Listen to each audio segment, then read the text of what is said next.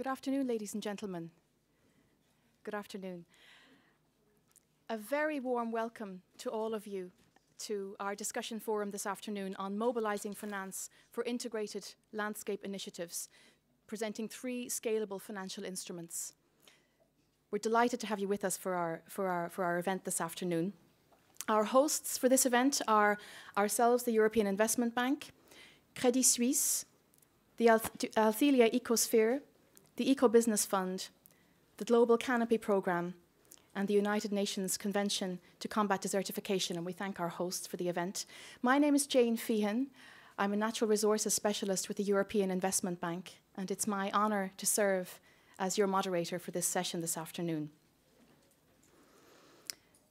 Ladies and gentlemen, investors are becoming interested in landscapes and increasingly interested in looking for the business case for investing in sustainable land use and sustainable landscapes management.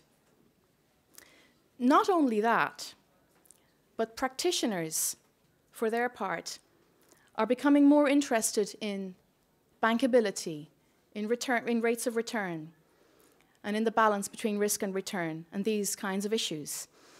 Now, in June of this year, in response to this growing interest in discussing investments in landscapes and sustainable land use, C4 organised an event in London on looking at the business case for investing in integrated landscapes.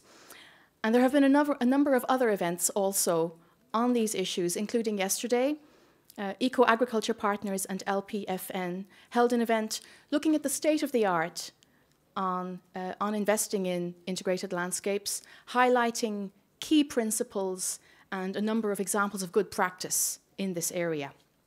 Now, today, during our session this afternoon, we want to continue this conversation with a focus on 3 specific financial instrument solutions. Firstly, a multi-layered investment fund. Secondly, a conservation or environmental performance indexed bond. And thirdly, a landscape or green bond. And we'd like to present to you a number of examples of each of these 3 types of instruments. Now, there's been a lot of, let's say, loose talk about scalability, replicability, the prospects for scalability of particular approaches. And we hope that we can this afternoon have a more nuanced conversation about that issue of scalability. There are barriers both on supply and demand side to scaling up and replicating. And we hope that during the course of our session this afternoon, we can take a look at some of those opportunities and challenges with regard to scalability. Now, I'm delighted to say that we have a really excellent panel of speakers for you this afternoon. We have 6 speakers. I'll briefly introduce them to you.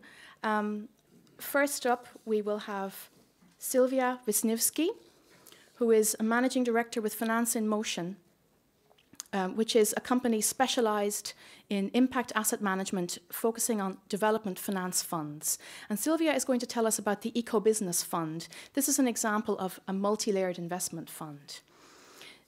Next up, we have Sylvain Goupy and John Tobin de la Puente, who are going to tell us, firstly, Sylvain. Sylvain is the founder and managing partner of AltIlia Ecosphere and the AltIlia Climate Fund. And John is Managing Director and Global Head of Sustainability with Credit Suisse.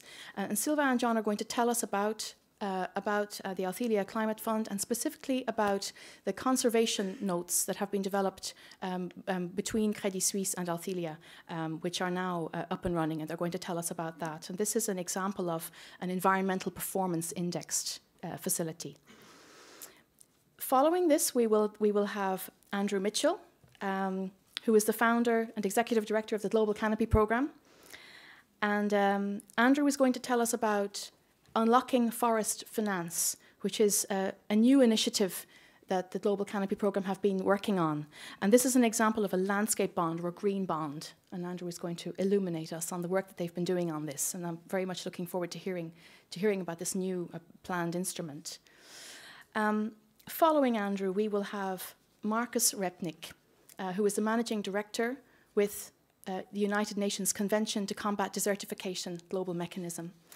And Markus is going to tell us about the Land Degradation Neutrality Fund, which is an investment platform which is planned for launch next year. And then finally, ladies and gentlemen, we will have my colleague James Ranaivoson from the European Investment Bank. He's a managerial advisor on climate and environment operations in the EIB. And James is going to tell us briefly about some of the activities that the bank is working on in the climate space. The EIB has a very strong record of deploying products and financial instruments to overcome barriers to financing for climate action, and James is going to elaborate a little bit on this. I also want to introduce to you, ladies and gentlemen, our rapporteur, Nick Oakes, who is a finance program manager with the global Canopy program. So, ladies and gentlemen, an excellent lineup of speakers, and I think then we can get started. I will just say a word on how we're going to run this. So after each presentation, we will give you an opportunity. If there are any burning, brief questions of clarification, you can ask them directly after each of the presentations. Otherwise, I would invite you to save your questions until our discussion time that we've allocated at the end. And we hope we will have plenty of time for a fruitful and an interesting discussion at the end of the presentations that we've planned for you. So without further ado, ladies and gentlemen, I'd like to introduce Sylwia Wisniewski from Finance in Motion. Thank you.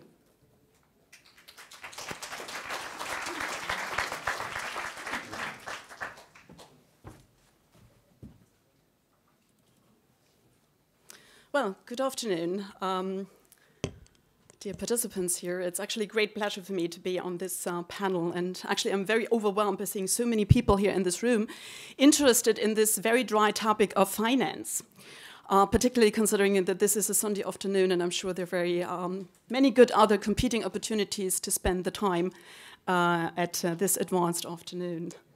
Oh, bad introduction, sorry, Jane. Okay, skip that. Okay, let's dive straight into the topic of the ECCO Business Fund and what this is all about. I think we heard a lot over the last 2 days that there's too little financing going into landscape investments, that the private sector is starting to transform, but not enough, that the ecological problems get every day worse. So how do we now collectively work on a paradigm shift to make private sector become environmentally more friendly, using less resources, but at the same time also pulling in more funds to make this all work? Well, the ECCO Business Fund, I think, tries to capture this all, what it's trying to do in its own name, ECCO Business Fund, which means that we try to mobilize funding to help in the transformation process of businesses to become more environmentally friendly, meaning using less natural resources in its production methods, and through that, have less of a negative impact on conservation and biodiversity. Well, what are our focal areas? And obviously, we look at those sectors that consume very heavily natural resources, primarily agriculture, but also aquaculture, fishery. But we also look at those components in the landscape which play a very important part in the ecosystems overall, such as forestry. In terms of geography, our focus for now is on Latin America, particularly the biodiversity-rich countries of Central America and the Andean region. But clearly, the idea is there to extend geographically, first within Latin America, but also beyond the continent going forward. Well, who's actually behind this initiative? It's a very complex topic to make investments in landscapes work, and therefore we're very grateful that right from day one, actually, we could gather a very interesting group of actors that bring in different strengths, different experience. On the one side, the German side, BMZ, which came in with seed capital for the fund, equivalent to $22 million. KfW, who right from the start was driving very much the concept development together with Conservation International, and then us as Finance in Motion, who tries to put this all together into a financial instrument that works, and particularly is also interesting for private investors to join. The fund started 10 months ago, and I'm happy to report that since then, we actually could mobilize the interest of 2 additional players. One is the European Union, which is bringing $17 million as additional funding to the exercise, and GLS Bank, which is a German bank very much interested in social and green topics. So how does the fund actually work? And I think I should stress right from the start that this is a fund, a true investment fund. This is not a facility, this is not a program. This is a legal entity which is regulated and supervised by the Luxembourg Financial Sector Authority. It's there to stay, it's a perennial structure. So with that, we want to continuously provide necessary finance for such a highly sensitive area as landscape investments. As you see on the left, we try to put together different investors group, and I show you in a second how this actually is going to work, to then pool these funds within the fund that we then as Finance in Motion manage together with the board and the investment committee, to then on-lend these funds either directly to the target group or indirectly via local partners, such as banks, cooperatives, microfinance institutions. Well, when we look at the target group, who do we have in mind? I mean, clearly we have in mind those businesses which are already certified, have a label, or are in a transition process to obtain such a label. But we are also supporting investments which per se are environmentally friendly and create a positive impact on conservation matters. However, in our view, financing is not enough. That's why in parallel, we actually have a so-called development facility. This is a grant-supported facility which provides technical assistance both to the partner financial institutions, but also directly to the target group. Well, what makes now this investment vehicle different from a regular traditional investment fund? And here I think what we should highlight is the layered capital structure that the fund has. I mean, you may be familiar with traditional donor programs. You get €1, you spend the euro, then the euro is gone. You hopefully have achieved what you wanted to achieve. And with that, the next round, of donor mobilization starts. What we're doing here is, instead of, in that sense, spending the donor money, we invest the donor money, and we invest it into the so-called first loss capital piece. I come to that in a second, so don't get lost now. We come to it, to the concept. And then on top of that, you have additional layers of capital, each of them having a different risk-return profile. Well, this sounds now highly complicated, technical, and so on, but I want to highlight probably 2 principles which are basically making this model work, and which I hope you take away as the key and essential parts of this model. The first one is risk. Obviously, every investor investing is concerned about losing its money. So we need to intelligently, make sure that private investors, who we bring basically to a new asset class, doesn't shy away because it doesn't understand the risk and fears to lose its money. And this is precisely what we try to prevent here by building in this first loss piece and the subsequent capital tranches under the notes which are reserved for private investors. Because if we invest and say there would be a loss, let's say an investment is not coming back to us, then it would eat into this junior share piece, which means the public sector would absorb that loss, and through that, basically, private investors are pretty well protected from actually being exposed to such a loss. Now, the other component, return, equally important. There, it works in the other direction. It means that what we see is that, a note investor gets a fixed return. That note investor gets it no matter how profitable or not profitable the fund is, and with that, again, we give security to a private investor that it gets an adequate reward for the money that it invests. Now, let's put this all together, these different pieces, and what are the benefits that we're generating. Obviously, the key element here is to mobilize and attract private capital for conservation matters, but it's also about creating partnerships and leveraging networks, both in the financial industry, but also from the certification industry, producer associations, research institutes, etc. In addition, through the direct investments, we want to spur innovation. We want to create showcases, which could then basically be replicated at a later point in time more massively. And through the technical assistance facility, we want to broaden and deepen the impact that we're achieving through our investments. So if you want to take away 3 buzzwords from this presentation, it's scale, The current leverage is 5 times, which means with 60 million donor funds, we can leverage up to 300 million of investment capital, which is then being used on a rotating basis. So it's not just being put out there once, but it comes back and is being reused. Then systemic change. We actually want to bring the financial sector into conservation finance and want to make it part of their DNA. Not banks that look at green issues just from a corporate social responsibility point of view, but banks which understand that going forward their business model has to fundamentally change. I mean, we heard yesterday many of the, let's say, purchasers that said, look, we're concerned about a sustainable supply chain.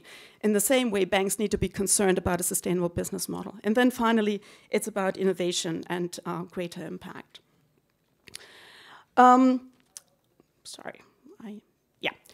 Finally, let's perhaps look at private investors' considerations and concerns overall. I told you already about the risk perception, the return, let's say, concerns, where I think the fund has shown to have proper answers to that.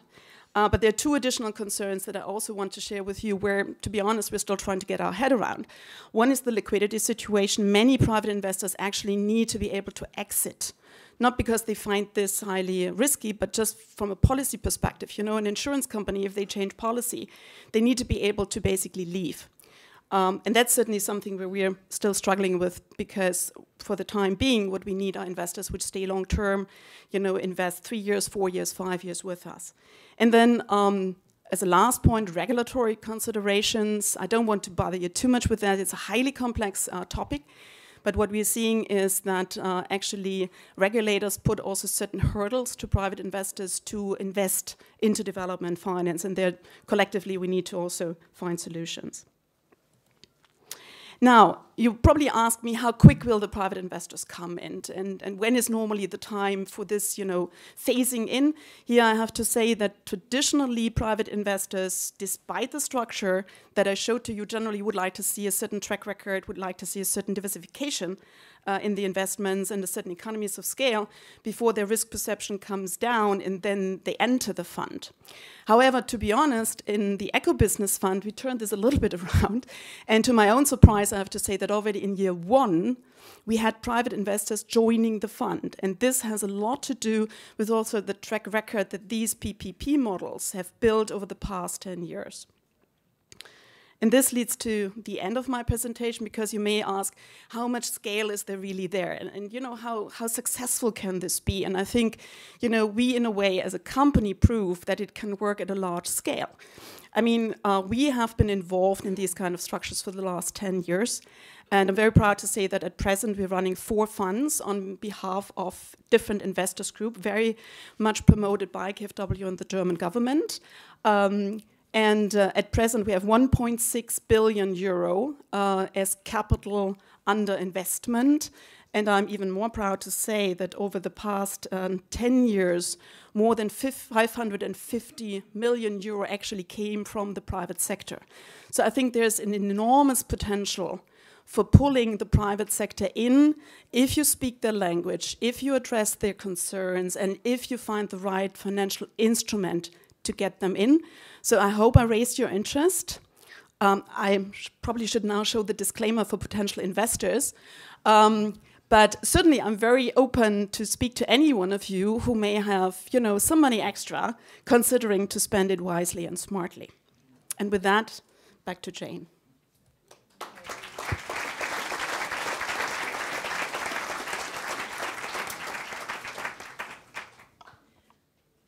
Okay, is this microphone? Yes, it is. Thank you. Sylvia, thank you so much for that excellent presentation. I think certainly your slide showing the layered capital structure with the different risk-return profiles and different access levels, let's say, for different target groups of investors was particularly valuable, I think. Before asking if there are any brief questions of clarification, I'd just like to ask you to elaborate on one aspect of the Eco Business Fund, if I may.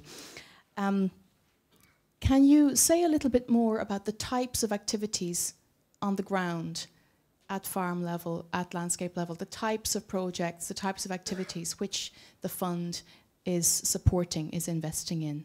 Thank you. Okay. Yeah, certainly I can give now a very long answer because what we're doing is pretty diverse. But just to give you a bit of a sense of the approach that we follow locally, obviously there's no one-size-fits-all. I mean, we have to develop a very tailored approach for each country and for each financial institution that we're working with, and even more so with the direct investments. So that means that we look very strongly at what's the particular market position that financial institution has, with what kind of sector is it already operating, and how can we basically leverage that to basically introduce the topics we are interested in. I mean, just to give you an example, we're currently in very intensive talks with a Nicaraguan bank, which is very heavily involved in the coffee sector. They're clearly one of the big concerns is the water element. I mean, a lot of water is being used in the washing process. And for example, they themselves have a very strong interest to actually go out with a product to promote water-saving coffee washing equipment. And this is, for example, a specific product line that we want to support, with our financing. On the direct investments, perhaps just to dwell a little bit on that, giving one concrete example that we are currently looking at, though we are not yet ready, actually, to go straight into such direct investments. We're still working on the policy framework and are in discussions with the respective shareholders and investors on this topic. But what we are seeing is that actually many of the banks come with concrete project ideas to us where they say, look, we are, for example, involved in the banana financing, but there is, for example, this very interesting entrepreneur which has this great idea about, recycling, package material. So instead of using, wood to basically construct the caskets in which you then put the bananas to export, there's this guy who thinks about using the fiber of the banana trunk itself to basically press it and then make packaging material out of it. So it's recycling, and it's making good use, let's say, of organic material which otherwise would be burned. So, we think this is a good entrepreneur, but we have no way, to really assess that risk. And so we come in, to helping them in the risk analysis and eventually also taking a slightly more subordinated position, taking, let's say, a bit more risk than the bank would do, which would come in with complementary finance. Okay. Thank you very much indeed for those examples. Do we have any brief questions of clarification from the floor at this point? Okay, I'm just going to take this gentleman here, please. Well, I mean, on the, let's say, financial sector transactions, or, where we work with financial intermediaries, generally, we start at 1 million, but when you talk to banks, I mean, obviously, we talk more about 10 to 15 million to be of interest to them.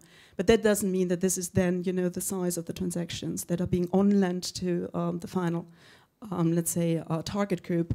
There we see a broad range, let's say, depending very much on the particular country, on the crop. For example, coffee sector, I mean, the majority are smallholders, so you see rather small, let's say, sizes. But obviously, this is different when you look at other crops. And then on the direct investment side, as I said, this is still under discussion. How, low we're going to go. Obviously, this is a key question in terms of operational efficiency. Great. Thank you very much. It's now my pleasure to introduce Sylvain Goupy and John Tobin, who will give a joint presentation, beginning first with Sylvain. Sylvain is the founder and managing partner of AltIlia Ecosphere and the AltIlia Climate Fund. He was previously he was head of carbon finance in BNP Paribas, and I should say he has the formidable combination of being both a qualified engineer and having an MBA. Wow. A very powerful combination, Sylvain. And also briefly, I'll also introduce you, John, because you'll be coming up directly afterwards, seamlessly between the two. John is Managing Director and Global Head of Sustainability with Credit Suisse, based in Zurich. He has broad responsibility for managing environmental and social matters at the bank. He also has an extremely formidable combination of qualifications, a PhD in evolutionary biology, and as a biologist myself, I think this is absolutely fantastic, combined with Harvard Law School. Just very interesting. So looking forward to hearing both of your presentations. Thank you. And no pressure on us now. Okay, thank you so much. Yeah, a few words about AltIlia and what we are doing. AltIlia was created 3 years ago with the support of Conservation International. And really the purpose of the creation of AltIlia was twofold. It was on one hand to find ways to provide finance to conservation activities at scale and find, having a financial language and being sure that we can discuss with the capital markets and the financial world. And on the other hand was to design innovative ways to deploy this capital on the ground. And so we have basically designed this platform. We have launched a first fund 2 years ago, a 100 million euro fund with both public and private investors, and which is looking both impact and market return. So very quickly, so we've done one first fund, 100 million plus, AltIlia Climate Fund. We've negotiated, and I will talk about that, a very innovative carbon guarantee with USAID, and then also the nature conservation note with Credit Suisse that John will talk about. But basically, what are we doing with AltIlia? What we are doing is that we are financing activities on the ground. It's very on the ground activities, trying to provide financing which is not available elsewhere. What you have usually when you're talking to smallholders or to co-ops is very short-term financing, and when you have only short-term financing, you have short-term solutions, and you cannot change the way you're managing your land and having a more longer view on development. So we provide medium-term financing, 5, 7, 8 years, which within conservation agreements. So we provide this financing in exchange of some agreement and commitment by the stakeholders that their development will be working end-to-end with conservation. It's a very bottom-up approach. We're looking at very strong players on the ground, having a reach on all the stakeholders, and being very concrete. We're financing real activities, not policy. It's really hands-on, and always looking at the scalability of it. So how can we not putting $1 today, but making sure that if we're putting $1 today, we will be able to put $10 in 5 years or in 3 years. So it's all about looking forward and making sure that we prepare the ground for bigger scale. And typically the way we work is also looking at different streams of revenue. So that's the illustration on the right hand side of this slide, whereby for the same dollar, we expect to have impact on the social side, environmental side, but also on the commodity side. And AltIlia receiving return in terms of both payment for custom services and mainly carbon, RED+, but also revenue from the certified and sustainable commodities. So that's very abstract. So I'd just like to go through one of the latest investment that we've made this year in Brazil, where we've been working with a Novo Campo program to restaurate and intensify cattle ranching in the state of Mato Grosso. And what we have done there is that we have been working with an NGO, ICV, which have developed a prototype, activities, what we call phase 1, which has been very successful on the ground. They've been, for 3-4 years developing this program, working on the ground with ranchers and achieving amazing results, and with the potential of doing much more. So we've been working with them and putting in place a structure whereby we provide capital to help them to go to the next stage, what we call, pilot phase, from prototype to pilot, and preparing for the next big phase in a couple of years. But really, it's all about providing finance to structure the process, to make sure that basically you can roll up a vast program, and making sure that everything in terms of, contracting, KYC, basically, everything related to know your client, land title, everything is perfectly clear and managed in a very smooth way, so that basically you can deploy capital very easily. Typically, this program, we have invested about 12 million euros over 2 years. That will basically result into a rotation of 10,000 hectares of degraded pastures, looking at about 35,000 head of cattle that will be basically much better managed, and a very strong and direct improvement of the livelihoods of the ranchers. And when I say very strong, it's big time. We're talking not about increasing by 10 or 15%, but increasing by, by 3 or 4 times. So it's really impactful. Preserving forest, reducing also emissions, and basically preparing something for the next stage, which will go from going from 35,000 head of cattle to something maybe like 1 million or more. And knowing that there is 27 million head of cattle in Mato Grosso, there is a lot of opportunity for moving ahead. Very quickly, USAID loan portfolio guarantee was signed 2 years ago, and it was very instrumental in being able to onboard private investors. When you're talking about sustainable land use, it's a space which is hardly known by investors, so having a way to reduce the risk profile is critical. So that was something that was key for us to raise more funding. And finally, the next steps, or the takeaways. I think that we all discussed over the last 2 days here that the need for finance into sustainable landscape or land use is huge, and the opportunities are just amazing. I'm surprised every day to see amazing projects that, with the correct finance and the correct structuring, can deliver huge impact and make the difference. So there is a lot of opportunities and a very strong need to be able to convey capital into these activities. It's also clearly risky, so public support and guarantees are critical in that stage. And basically what is for us, the next step will be to, actually we're in the process of developing a couple of other funds where we include an increasing number of items into the landscape approach, so conservation, sustainable production, rural electrification, and so on. And within the next 18 months, we are going to launch a couple of new funds in the form either of funds or green bonds, one being in Madagascar, which is a landscape by itself, one in Mato Grosso, scaling up what we just described, Peru and others. So really, this is in a nutshell what we're doing with AltIlia. And that's it.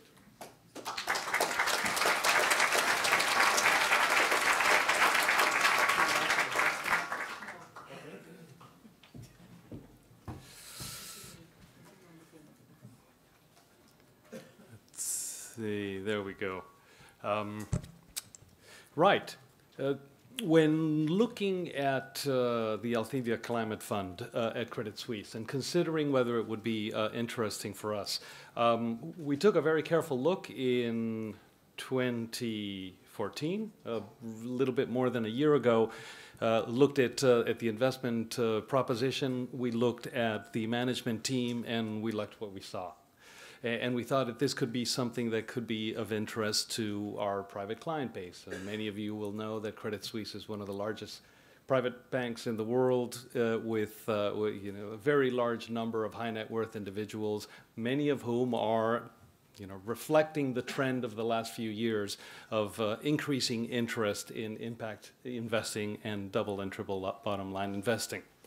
But there were two issues that we needed to deal with as we got to know the fund a little bit better. One was lack of liquidity, and the other was a very high minimum investment size. So, relatively few individual investors are willing to tie up their money for 8 years, and relatively few high net worth individuals are willing to put 5 million or more into one investment, particularly one in an asset class that they are not necessarily familiar with. So we got to thinking, and in discussions with Sylvain and his colleagues, as well as our own colleagues internally, we wanted to give exposure to the AltIlia fund to some of our clients, but we needed to come up with a way to do it that addressed the constraints of liquidity and of minimum investment. So this is the relatively simple solution that we came up with for what is a relatively simple problem, and we think it was a good one. It was successful. It was well received. We were able to close the deal, albeit a relatively small pilot transaction in a short subscription period. But basically the notion is Credit Suisse sponsored the creation of a special purpose vehicle which issued notes to investors for a minimum of not 5 million or more euros, but rather as little as 100,000 euros per individual investor. which dealt sort of very quickly with the sort of minimum investment size issue.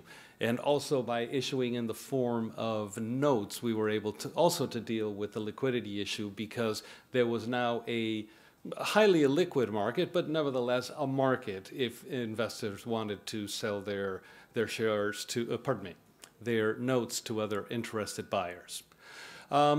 The proceeds that were raised from the issuance of the note were invested in two things.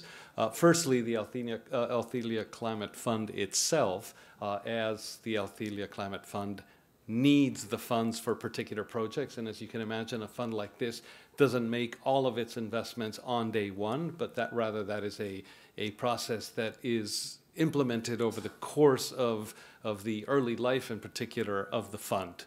So in order to give a little bit of a twist to this, the uninvested funds that had not been invested in particular into the AltIlia Climate Fund and through it into these particular projects were invested into a portfolio of green bonds, giving exposure to our clients to a new and sexy asset class. And both the fund and the portfolio, in turn, as is shown there, invested in projects or in particular green bonds. So again, a simple solution to a simple problem, and we are happy with the results so far. The notes were issued almost a year ago, and we hope to have similar products of this kind in the future. I'm not going to spend much time on this slide. I could probably spend an hour on it, but just to give you a very, very general idea of some of the things that we're looking at now for the future. Ocean Conservation Vehicle, we strongly believe at Credit Suisse, given our interest in conservation finance as a new branch of finance that can have positive impacts as well as deliver returns, that oceans, in particular sustainable fisheries, offer an opportunity to align financial interests and biodiversity conservation issues interests very, very closely. There's a decoupled impact bond that I won't go into in any detail. Suffice it to say that the returns on a particular investment are monetized upfront, and that monetized amount is invested in particular conservation projects. And then we're toying also with the idea of an ecosystem green bond, as opposed to most of the green bonds that have been focusing on clean tech and energy efficiency, etc. We think there is room to take the concept and apply it to the preservation of particular habitats. And that's something that we will continue to work on. So stay tuned.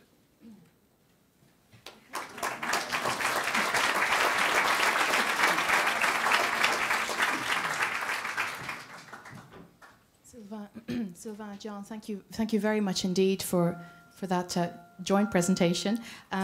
Before asking for brief questions of clarification, just one question from my side. I think you both made very positive remarks about prospects for scalability. Sylvain, you spoke about the availability of many investment opportunities on the ground at farm level, that you've observed many potential opportunities. And John, you made some very optimistic comments about increasing investor interest into the future. Can I ask you to briefly elaborate on maybe on the negative aspect of that? What are the barriers then to scalability? Otherwise, we would just double, treble, quadruple this right now. So where are the barriers? Thanks.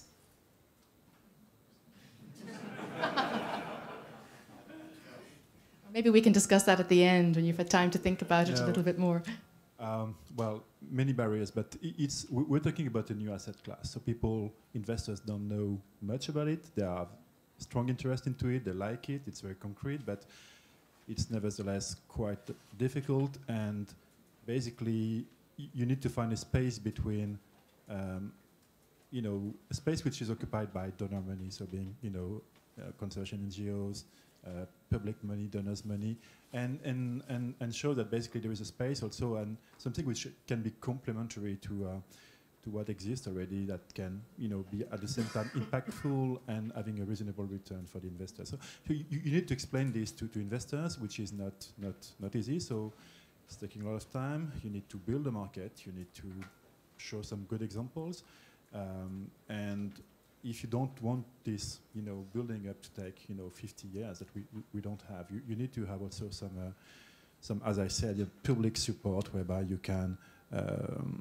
segregate the risk or making sure that, the investors are taking a risk which is somehow mitigated by public support, because a lot of what is invested into is public good, so it makes sense.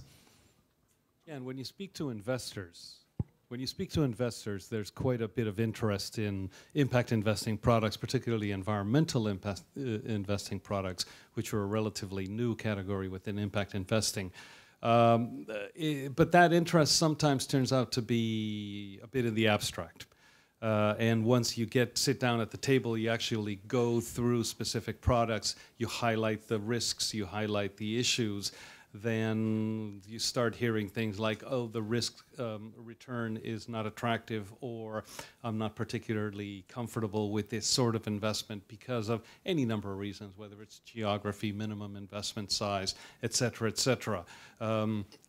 In the abstract, yes, there's a lot of interest, but then there's what an investor is willing to put his or her money into, or institutional investors, has to meet a number of criteria. So we can't expect this to be a quick, easy process.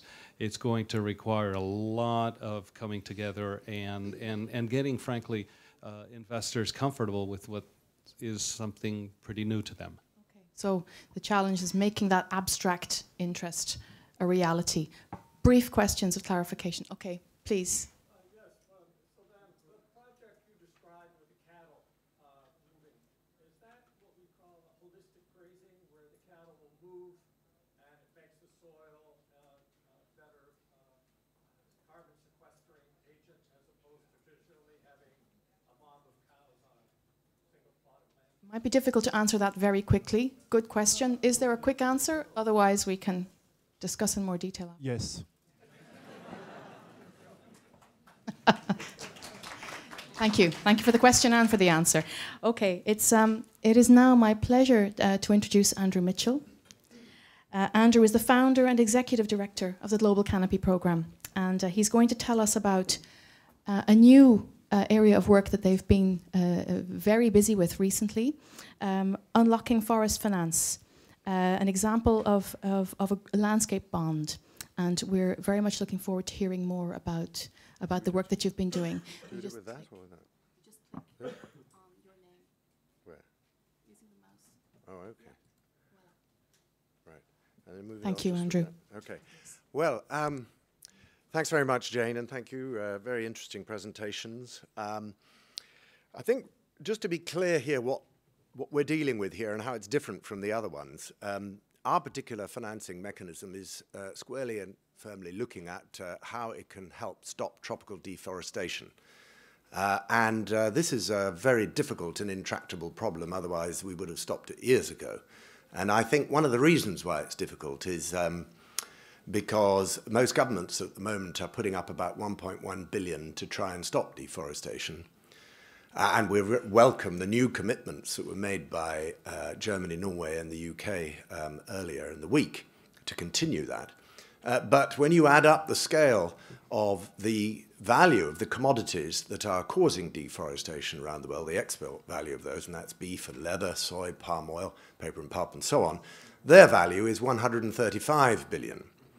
So we're really in a sort of David and Goliath problem here. And there's another problem, and that is that it's about different languages and concepts of scale.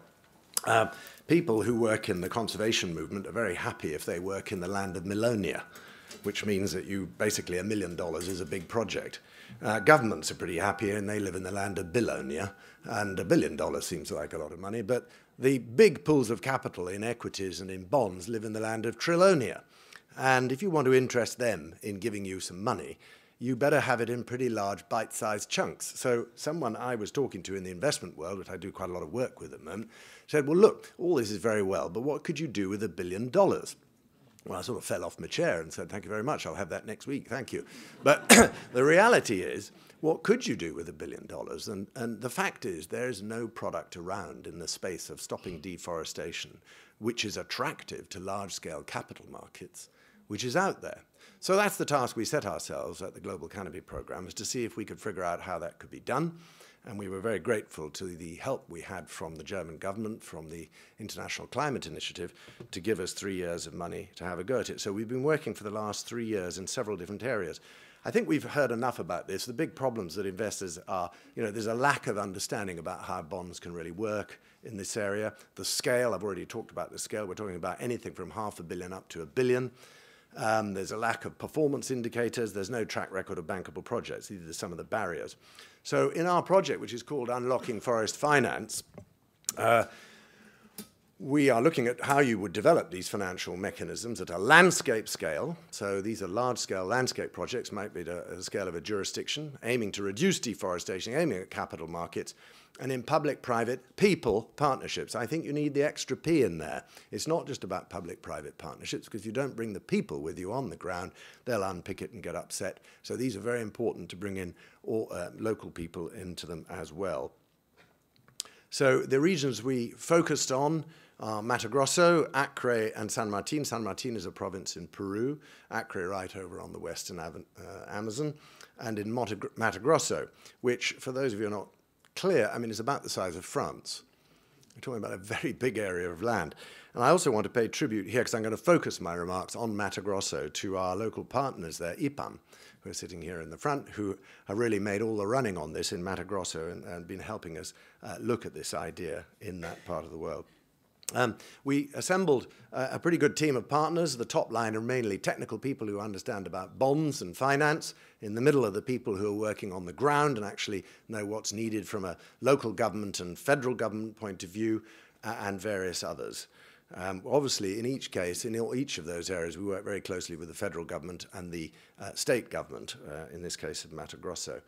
So then you need to get a network of finance partners and advisors to put this sort of idea together. So here's a number of them. I'm not going to go through them all, but you can see here, this is the kind of partnership that we've built over the last few years. Climate Bonds Initiative, some of you may know them, and they are doing a lot of work on trying to raise attention and get climate bonds socialized, if you like. But Credit Suisse, obviously we've already heard about them. AltIlia down there in the bottom right, also part of this network. So these are the sorts of areas that we're looking at down at the bottom, bringing partnerships together with their skill set to offer. So the first thing you need to do is look at a portfolio of investable projects. We've started this as a bottom-up process, very much working on the ground, looking for supply chains, if you will. These are the supply chains that are causing deforestation. How can we move them towards sustainability? And therefore, this is having a look at how the money would be used, so creating a portfolio. There are three principal areas that we want to look at. First of all, the supply chains and land management systems, how to move them. So it might be, for instance, moving from 1 cow per hectare to 2 cows per hectare. Therefore, you can produce more with less land. So that's absolutely at the heart of the project. The second thing is sustainable livelihoods for local people. This is terribly important. They need to have their livelihoods improved.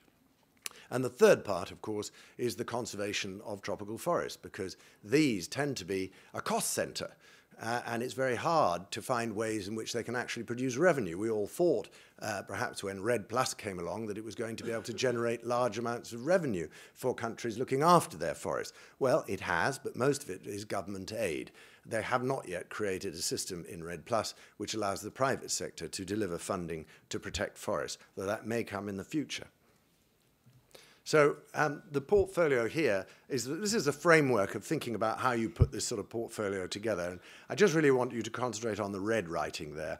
The most important thing is having a clear set of criteria which allow us to determine things like the profitability of the supply chains, financial criteria, environmental criteria as well, such as the use of degraded land, benefits for biodiversity standards and so on, and social criteria, extremely important for standards, particularly to do with the local community, to make sure that they're not compromised when making these kinds of investments. So we have a criteria, about 80 different criteria that we apply to the portfolio.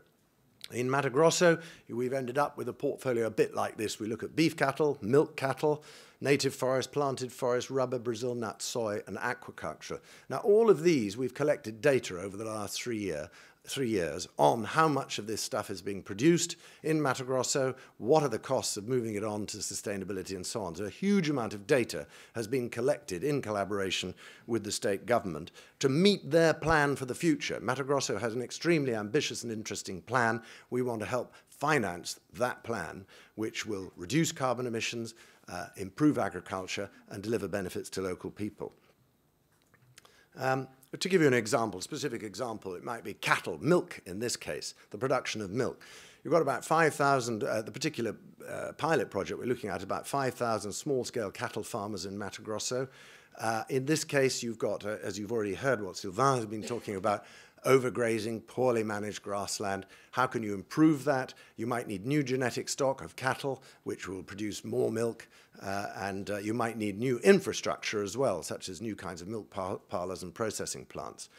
So the solution is to coming up with subsidized credit lines that also meet the needs of the Brazilian Forest Code, training on how to access the finance, and that needs to be done not only from the farmer themselves, but also the banks, who find it difficult sometimes to get the green credit they already have out to the farmers for a variety of reasons I haven't got time to go into, and training programs within the municipalities. These are the sorts of things in cattle.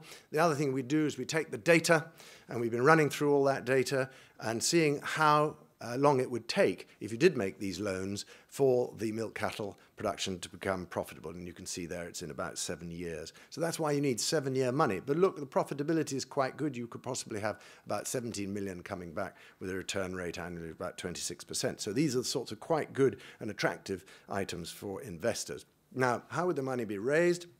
I'm going to go fairly quickly through this. I haven't got much time.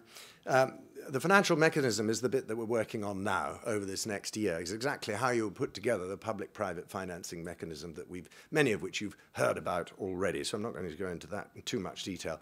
The mechanism, when it's produced, would deliver loans down to private banks and credit unions, and then they provide loans on to the farmers. You also need technical assistance, as I've already said, and then there would also be grants that are required, particularly grant providers who help to what's called de-risking, reduce the risks to investors, and so you need some guarantees in there. There might be government aid that can help with that and so on, and insurance providers, because you need to have some insurance in here. We also, very importantly, need a technical facility to help, and that's where I think governments can come alongside the private investors. The private investors tend to want to be over on the left-hand side of this diagram, but there's a real role here for governments to deal with things like land tenureship and so on, and training, which is not so attractive to private sector investors. So when you're putting the package together, you need to think about that. So when you're then thinking of how the money would be raised, investors would come in. You need a bond and a bond issuer, of course. They would provide loans to the financial intermediaries. Risk mitigators, this is very important. These are the people who help provide some guarantees, and we might be able to go into this a bit more in discussion. But it might be that government funds can be used here to provide first loss guarantees and so on, which can really be attractive to investors and help them to come in. The Technical Assistance Fund, I think this is a great opportunity for climate finance as well. The Red Plus Finance can come in here and help by putting money into the Technical Assistance Fund. We can talk about that more later. And they would provide grants down to non-financial intermediaries. So the timeline we're looking at, we've been working on this already for 3 years, collecting all the data. We've got a pretty good portfolio, working with Vivid Economics in London, who helped to design the Green Bank for the UK, doing all the number crunching. We're carrying on through this year, and we're starting to put together the financing mechanism. We hope to get a sort of something which will be, in a sense, marketable earlier this year, and with the idea of the bond being launched early in 2017. That's about it. Thanks very much. Thank you very much indeed, Andrew. Thank you very much indeed, Andrew. So here we're looking at a planned launch in early 2017. So we had already discussed two examples which are already up and running, and here we have an example of a financial instrument which is still in the making. But thank you very much for presenting that to us. Any brief questions of clarification? Yes, please, Ivo. Hi, Ivo Melber of UNEP. Just a brief question, which is I think also part of a larger discussion. I heard the word concessional finance or concessional lending in your presentation, Andrew. I'm not on all of that. What is the view of the panel to the extent that concessional finance is needed in perpetuity? Because I think that could be a big drawback to scale them up. Speaking with the UK Green Investment Bank, or I would be interested in to hear from AltIlia or the other fund. Pass it to them. Provide finance on a concessional basis. Sylvain, do you want to answer that?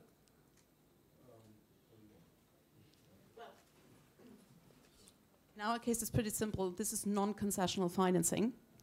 And we're also paying to the investor a marketable market return. Okay, we can come back to that at the end if panelists want to comment on that issue in more detail afterwards. Thank you very much indeed. Andrew, thank you. It's now my pleasure to introduce Markus Repnik, who is Managing Director of the United Nations Convention to Combat Desertification Global Mechanism. And Markus is going to present to us the Land Degradation Neutrality Fund, which is planned for rollout, I believe, the end of next year, 2016. Yes. But you'll illuminate us further on the status of the planning and the timing of planned rollout. Markus, thank you very much. Thank you very much. It's really great to see such an interest, such a packed room. I was thinking to myself, about 250 people in this room, all the energy, the commitment to contribute to more sustainable development. And this is absolutely needed because actually, Sylvia, as you started in the beginning, we need a paradigm shift. It's absolutely clear, and we get a little bit the vibe here and a little bit at the COP. But the paradigm shift for this, we have actually already the mental model for this. We have the Sustainable Development Goals, and one of the Sustainable Development Goals targets is to achieve land degradation neutrality by 2030. We are losing on an annual basis 12 million hectares of land, about 1/3 the size of Germany, and you are the specialists, the land we are depending on. Now, we have a new paradigm, SDGs and land degradation neutrality. We have a new target, globally achieving land degradation neutrality by 2030. Now, each and every country is invited to set its own targets. And of course, with this, we have a huge opportunity. But we also have enormous financial needs to translate this target and this opportunity into practice. And if there's one common message coming out so far of this panel, yes, we need public money, but public money will not be sufficient to finance a world, a land degradation neutral world. The question is, how can we leverage? How can we use public money to leverage private sector resources? And this is the basic principle behind the Land Degradation Neutrality Fund that we from the UNCCD have been spearheading. We have been spearheading this for about a year's time. We definitely need another year's time to launch this fund. We announced it actually 3 days ago here at the COP. Where do we stand today? We have secured commitment from a sponsor, French Caisse de dépôt. We are partnering with the European Investment Bank. We are partnering with the World Bank Group's MEAGER guarantees. And we've actually are now partnering with Mirova, a French Natixis group, an investment firm specialized on sustainability finance. So we want to launch this in a year's time. Now, I'm actually very pleased to introduce first Philippe Soati, the CEO of Mirova, who is here with us, and I want to invite Gauthier Kirou, who is actually leading this project on the side of Mirova, to explain briefly what this fund is going to be about. Thank you. Hello, everyone. Thank you, Markus, for this great introduction. So I will try to present you in a few words what is the LDN Fund project. So basically, it will be an investment fund that will be privately managed, namely by Mirova, in the form of a public-private partnership and set up as a coordination platform for blended finance. So more specifically, really on the asset side, especially, the fund is intended to promote LDN actions across many sectors and land use, so ranging and encompassing a wide range of activities that we heard about during the previous presentation, namely agriculture, so for instance, sustainable livestock, management of sustainable crop planning and harvesting practices, in the field of forestry, ranging from reforestation projects, sustainable forest management, agroforestry projects, also conservation project, for instance, linked with ecotourism, renewable energy, which is very critical. Rural electrification is also a big challenge, and the idea here is also to combine the production of power with agricultural practices. And finally, land reclamation, former landfill site, abandoned mines, or the rehabilitation of really degraded lands. And the common denominator of all of these activities, sectors, is really to generate financial returns, environmental benefits, and social benefits, of course.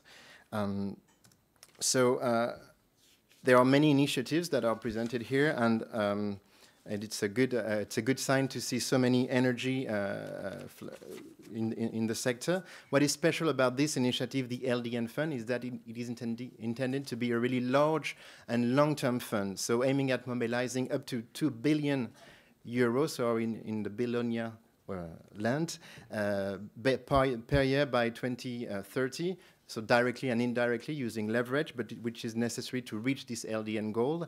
It's intended to be a long-term initiative, so giving visibility to investors, financial partners, stakeholders, players in the market, so that a real sector of LDN will emerge. And of course, the idea is to be complementary to and leveraging on many existing initiatives, and with the global objective of creating momentum in this sector. And it's also intended to be a scout of this LDN investmentary by investing directly or indirectly, so in projects and entities that promote land rehabilitation and sustainable land management. The first investment are intended to be focusing on existing initiative in order to help them scale up. Scalability is really a key word in this panel. And as the business model evolves and becomes more mature, and the track record is there to help and create new and support new initiatives. So as Markus said, and in order to manage expectation, it's still a fund in the making. In terms of timeline, we have signed 2 days ago the partnership between Mirova on the one hand and the UNCCD on the other to really set up the fund. So we have a 6-month period ahead of us, necessary to really refine the investment strategy and make sure the fund its strategy is as relevant as possible to meet the expectations of the sector. And we would like then to implement the fund, and hopefully next year at the Global Landscape Forum in Marrakesh for the COP22, I hope that Markus and I will present an up and running fund to you. So see you next year, and maybe also after this panel if you have any further questions. Thank you. Thank you very much.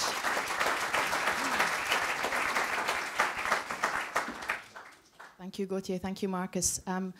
Can you briefly elaborate on the contribution that this planned fund can make to not just to the Sustainable Development Goals, but also to the bond challenge? Can you briefly elaborate on Yes, I mean, that dimension? It's clear for us, commitments are coming in, SDGs, bond challenge this morning, actually the Africa Restoration Initiative. We are moving towards a world of commitments. The question is actually how to implement these commitments. And for this, we need 2 ingredients. One are projects, and the other one is financing. And we also know that financing will not be sufficient, as I mentioned, through public financing. So it's actually not only this LDN fund who makes a commitment, but actually all the funds here presented. And this needs to be a common and joint commitment, because we also know that we will not achieve implementation of the commitments through SDGs or bond challenge through traditional ODA or national budget way of doing business. Thank you. Thanks. Thank you for that comment. Brief questions of clarification, please. Okay, very good. Well, then we now come to our final speaker on the panel. James Ranaivoson is a managerial advisor in the European Investment Bank for climate and environment operations. And it's my pleasure to introduce you, James, to speak briefly about what EIB is doing in this space and in climate action more generally. Thank you. Okay, thank you. Thank you, Jane. Good afternoon. I'm originally from Madagascar, which many of you know faces strong environmental and social challenges for many years now, and especially caused or consequences of a dramatic deforestation or poor land use. That explains in part my strong interest as a finance specialist in scouting the best financial solutions to undertake landscape challenges. So the EIB is well placed to propose some solutions and to venture with many stakeholders to implement these solutions. Where is it? Okay. The EIB is the largest in size among the so-called supranational financial institutions. The EIB is the bank of the 28 EU nations with the role of financing the implementation of their priority policies, not only in Europe, but also outside the EU, where it does around 10% of its volume of operations, acting as a development finance institution or DFI. In 2015, given the necessity within the EU to trigger actions to growth and employment, the EIB will be the centerpiece for the so-called Juncker investment plan. So that quickly about EIB in general. Finance for climate action is naturally an absolute priority for the bank, which has set up the minimum target of 25% of its yearly lending investment volume dedicated to that, and translated to these figures per annum. Please note, outside of these climate finance statistics, the high lending volume to agriculture and water projects, of which many would account as landscape projects if that asset class would have been singled out. This slide number 5 is the slide I will refer to for the rest of my brief presentation. It focuses on how the EIB that I mentioned here is already doing or could do to adapt to in the funding of landscape projects. From the far left, which is about the very private assets, towards the far right, which is about what we call public goods, I've tried to capture in this slide, respectively, the investable land use projects in the second row, then the corresponding investors or providers of finance in the third row, and the matching financial instruments at the row in the bottom. And the EIB, like the other DFIs or MDBs, or possibly more than them in terms of quantity or innovative approaches, can support the full spectrum of these needs. And because the EIB has at its disposal an extensive range of instruments, from the investment-grade lending operations commensurate with its AAA rating, to the special activity operations, i.e. low-grade rating, that are supported by the strength and size of its financial reserve in its balance sheet. However, sometimes with the additional first loss support from the European Commission budget and or from other governments, actually, in high priority but very risky projects.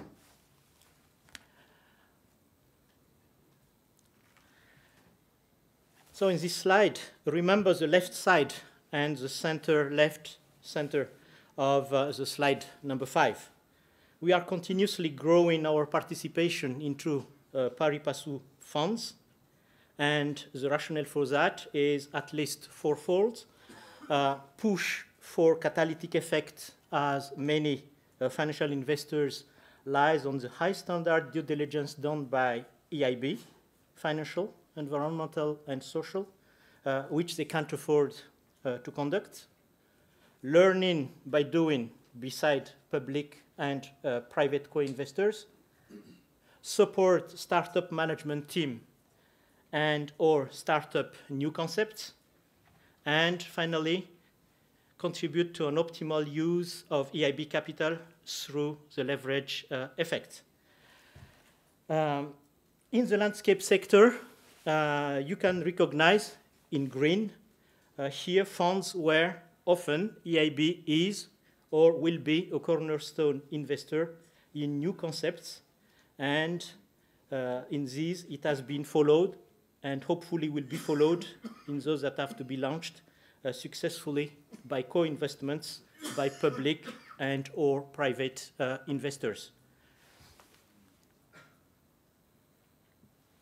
In the next 3 slides, I will talk about what have been already mentioned in the previous presentations, which are about structures with layered risk, let's say, that are firstly allowing the EIB to be potentially protected by first loss features from the European Commission budget and or some European governments, thus enabling the EIB to entering into projects that it would not have financed without such protection, and thus subsequently attracting co-investors, especially private and institutional investors.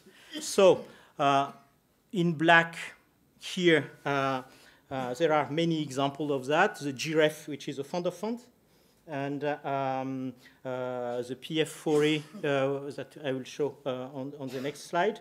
But the approaches are applicable to landscape projects. And in green, for example, the case of the Eco Business Fund presented earlier by Sylvia. These are facilities that are currently backed by first loss from the European Commission LIFE budget. The first one is on energy efficiency, and the second one is of concern to us. It is a natural capital financing facility. It is the flagship platform of the EIB with first loss protection then provided by the LIFE budget of the Commission to test, implement innovative financing mechanism for conservation and management of biodiversity and natural capital. And it takes this kind of organization, which is already more or less similar to what has been presented, first loss from the European Commission, existence of a technical assistance funded also by the Commission, the expectation that we will have co-investors, and getting from that the possibility to go into direct investments in projects or in intermediated investments, private equity funds, or credit lines to banks. To summarize, to be successful, these layered risk approaches need a sponsor, generally public, very public, to take care of the riskiest financial components. Catalytic investors like the EIB or other DFIs, MDBs, and some committed private players that could be project developers or financial investors. The next 2 slides are something that we have also developed at the EIB and may be useful, applicable to landscape. In the sector of transportation or energy network infrastructure, EIB provides credit enhancement to bond, specifically a dedicated bond to such infrastructure project, and consequently, once it could have reached an investment grade rating, consequently attract large institutional investors. Another thing that we have also done is in the sector of water infrastructure, where EIB provides its full financial capacity to optimally finance small-sized utilities through a bundling mechanism and co-invest with institutional investors. And last but not least, you may know that the EIB is the largest issuer of green bonds in the market through its climate awareness bond program. But so far, this program only has backed renewable energy, energy efficiency, and energy transmission projects. In the very bottom of my slide 5, you've seen that green bond could be a solution also for landscape. Andrew presented that possibility from a concrete example. Sylvain and John presented also kind of bonds that EIB is really willing to support or replicate. And we are very committed, and we hope in working on that to having the EIB also becoming a leader for bonds back in landscape projects. Thank you. Thank you very much indeed, James.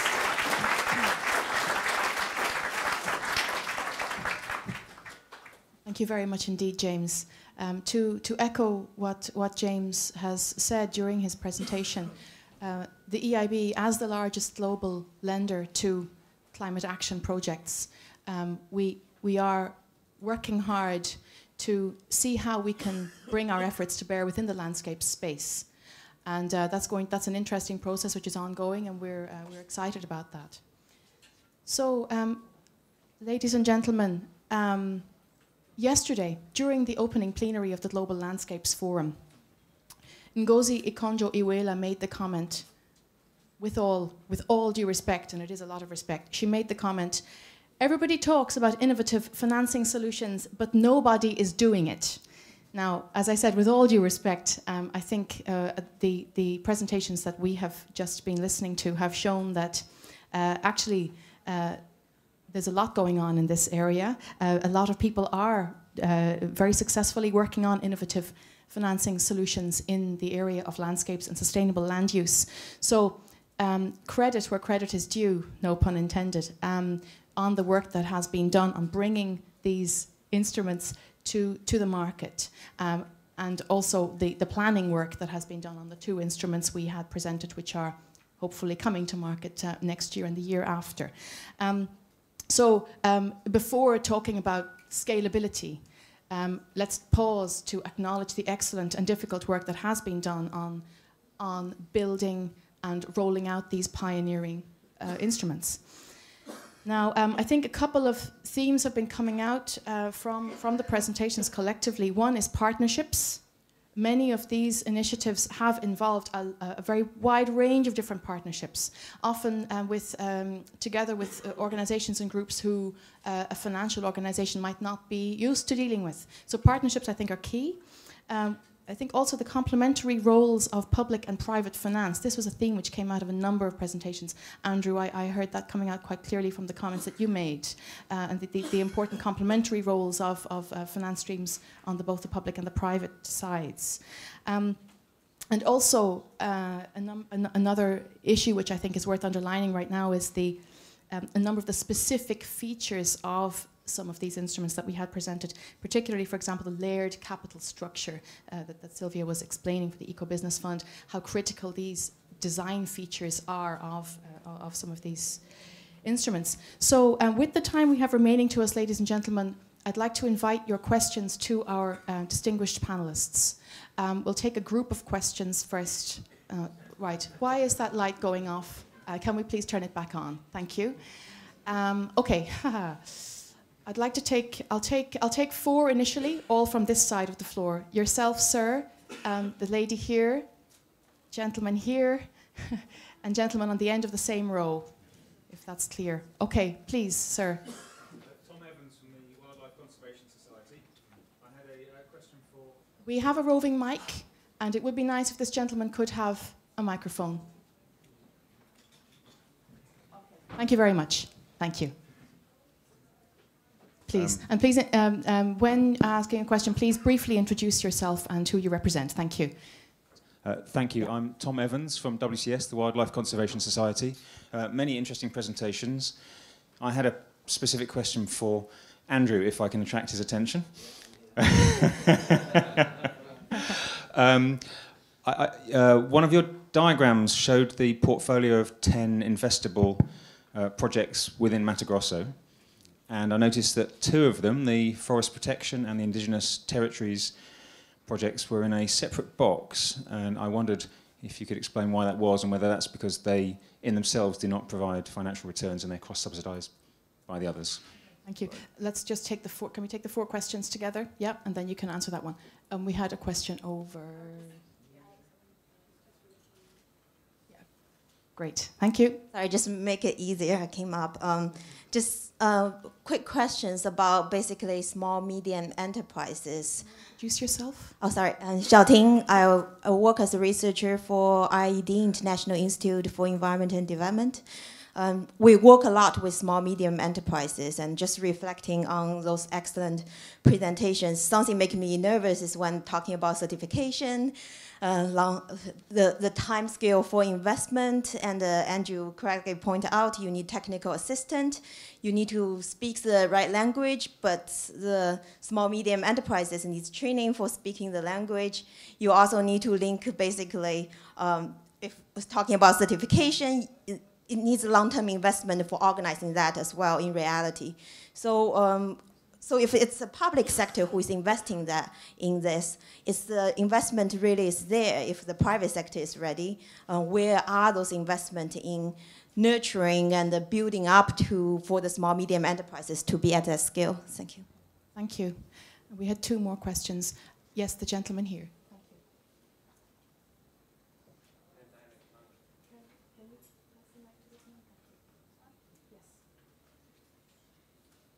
Dave Richardson, Population Matters. Sorry? The wrong person? Yes, but okay, ask your question now. That you have the mic in your hand, let's go for it. Sorry, to the other person. Population Matters. I just want to put one question to all the speakers. It was an amazing example of how to properly invest. I've seen Blue Ventures have great success in trying to help the population reduce in certain areas and areas of development. Were the speakers, do they look at population in the areas when they go into these projects? Thank you. Okay, we'll take a 4th and final question for this batch. The gentleman here, thank you. The man standing up.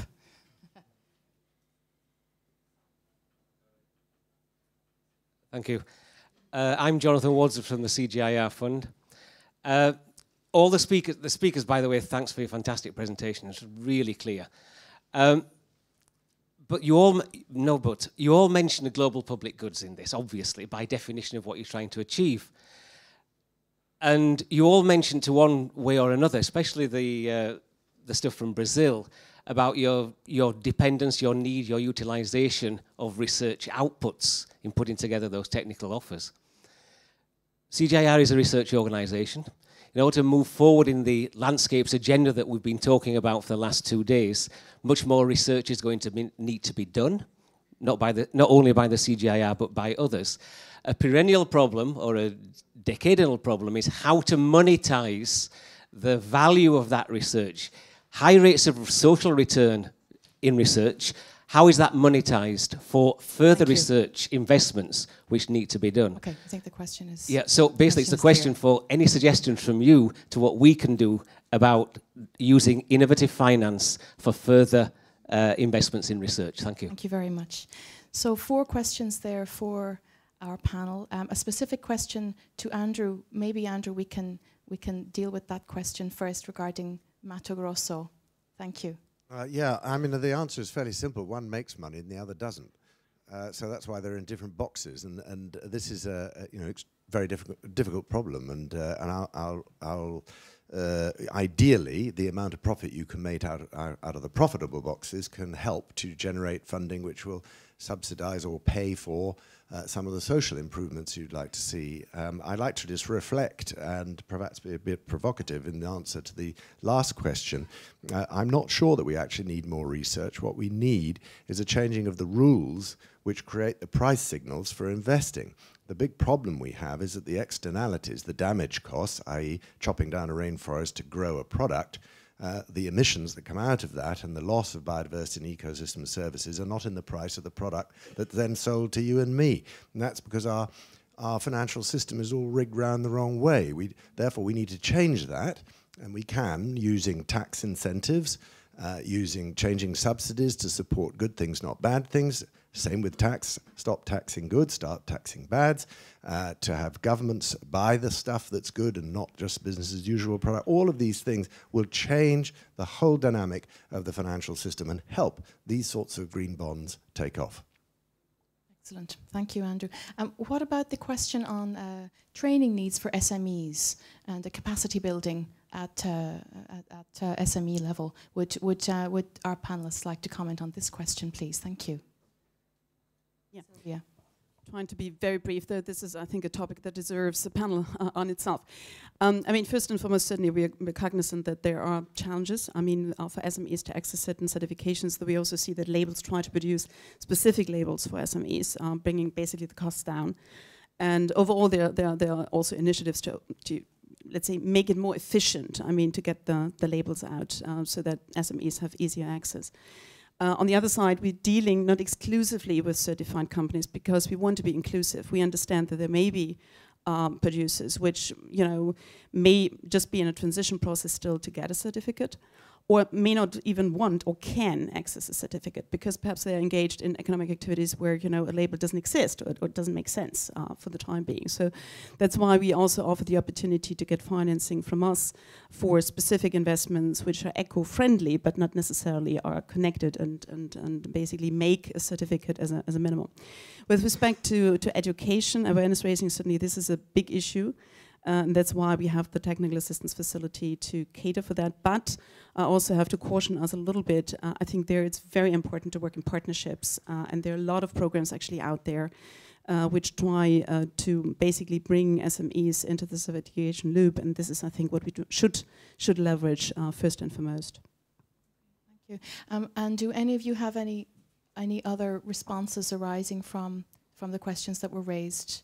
Any additional comments that you'd like to make? Please, Markus. This question about people-centered development. I mean, it's absolutely clear that development can only function if it's people-centered. We also know that investing in this land degradation neutrality field touches upon important issues. And the reason why we're here today, the reason why this market is not yet fully developed is, as somebody mentioned, it's a difficult asset class. And what does this mean? It's about land rights, including traditional land rights, and it's about land tenure. So at least I can speak for the Land Degradation Neutrality Fund in the making. This is going to be an important point. Perhaps we should have underlined as presenters a little bit more, because each and every fund for sure has its performance criteria, performance standards, environmental and social, and so is going to be the Land Degradation Neutrality Fund. But I'm absolutely clear, this will not happen if, will not function if investment is not made people-centered. It's easy said, it's much more difficult to implement. Thank you for that response. I'd like to take another group of 4 questions, please. Okay, the gentleman here with the orange lanyard, the lady with the blue scarf, Andrew, and the gentleman with your hand move. Yes, okay, thank you very much. The gentleman with the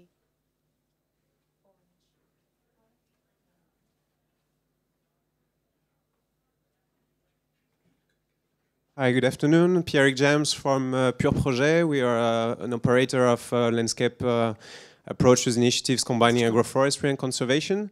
So I think from a field perspective, it's quite enthusiastic to hear all of these initiatives, and I can only be enthusiastic. Like you're saying, a lot is happening. The question is, how do you make sure that those initiatives are actually reaching the different projects and people and populations in the field, and how to make sure that it's not going to be targeted, that's always the same sub-funds or actually a big organization, because a lot of people on the ground don't have any clue about what is an investment, how it works. Maybe they're doing landscape restoration, they don't know that it can be valued. It's a very good question. So how do you make sure that this is happening? Thank you. Thank you. Please. Thank you. Leni Wallenberg from CCAFS and the University of Vermont. We heard from Sylvia that you are using certification as the guarantee of quality. AltIlia is using Embrapa's best management practices in Brazil. How are the rest of you guaranteeing to your investors the quality of outcomes for the climate? That's also a very good question. Thank you. Please, Andrew. Thanks, Jane. Many thanks to all the presenters. Fascinating cluster. But the question I wanted to ask was in relation to Sylvia, I think, was the only person in relation to the Eco Business Fund who actually talked about the oversight of the performance of the fund. And I wanted to ask some of the other funds, what have they put in place in terms of independent monitoring of what the fund is actually achieving? Okay. Thank you very much. And lastly, the gentleman just here. Yes. Thank you. Esker Garnak from the Inter-American Development Bank. I'm very pleased to see IDB involved in some of these cutting-edge initiatives. I think it's probably going to be easier to solve the problem of mobilizing the millions or even billions through bonds and other instruments, and many of the instruments are focused on that, and that's highly laudable and very important, including through provision of public sector de-risking, which can come from many different sources. My question is then more on the demand side of the finance, where similar to where I come from, the energy sector, it's very often a challenge to actually see the pipeline of projects that will demand the finance. And I'm looking particularly at Global Canopy and AltIlia, who are basically functioning as developers in this space. What does it take for you to actually scale up on the demand side at a pace that would match the creation of funds that we are now seeing coming online? And within that question, is there a role for de-risking also on the investment demand side? For example, when we work on energy efficiency, we have put in place an insurance mechanism that guarantees the SME that savings will actually materialize. Are there similar areas where de-risking at the end-use investment side can be useful? Thanks. Thank you very much. Okay, so guaranteeing quality, making sure initiatives reach a more diverse range of beneficiaries. Where's the pipeline? De-risking. All excellent questions. Let's come to you first, Andrew, because we're approaching our guillotine time, and Andrew will be leaving first, I believe. So we have time for our panelists to respond to these issues. First with Andrew. Thank you. Yeah, I'm sorry. I've got to go and catch a train to Amsterdam, so I've got to run. It's great to run just when all the difficult questions come, isn't it? No. But I convenient, very convenient. This is such a rich discussion. I wish we didn't have to stop. Maybe we don't. I can hand it over to Nick here, who can carry on if you have time. Well, indeed. But look, on the question of criteria for selection and standards, this is terribly important. There aren't many standards for bonds in landscape space at all at the moment. So this is being developed. You've got things like VCS that's trying to do stuff at jurisdictional scale, voluntary carbon standard on the carbon side. You've got Climate Bonds Initiative that is currently developing a standard for green bonds in landscapes. They're doing it in other things, and of course we know all these other kind like CCBA and other kinds of standards. All of these things will have to be in there. Somebody mentioned about having an external supervision process. I think this is also an independent supervisory process is also extremely important. We're building that in. That wasn't time to go into all of it. So I think standards are hugely important. This is difficult stuff. To get the money to flow down to the ground is extremely difficult. And I think somebody asked about demand.